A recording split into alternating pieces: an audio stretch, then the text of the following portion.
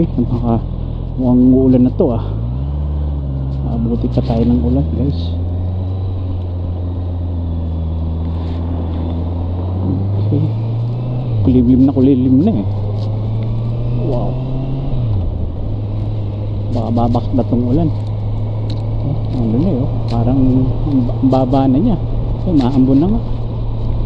Sakto, ito yung suot kong jacket ngayon tsaka itong pants ko. Ito, bali waterproof siya guys.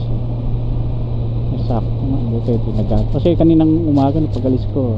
Pero alam mo naman sa weather forecast sabi sa hapon uulan ito bali 6:18.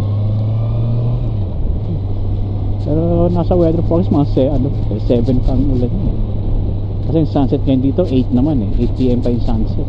Pero parang babagsak na tong ulan maambon na nga naabutan pa ata ako alas ano na ako dadaan sa expressway. Ayun na, mabaksak na nga, maambon na.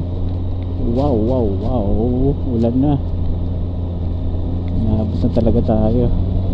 Tagal din di umulan hindi umulan dito ayun, amo na, ulan na talaga.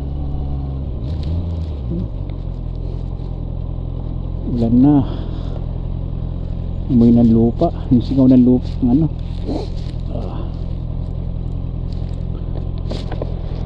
naabot na talaga tayo ng ulan. Sana hindi naman lumakas pa bago marating tayo sa bahay. Mga 30 minutes pa rin tayo mag-ride pero gagawin na, dada na tayo ng expressway para mas mabilis. Ayun yung ulap ang ano na lang mukhang babaksak na to. Wow, buti sakto ito yung nasot ko ngayong jacket tsaka pants ko. Ano rin to all weather glass ito guys. Kaya lang din gaganitong matagal di umulan, baksa na din yung kalsada, medyo madulas to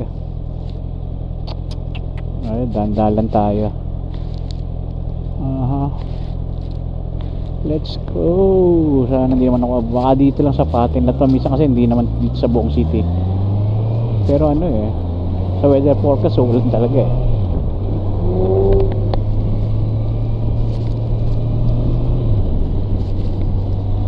wow.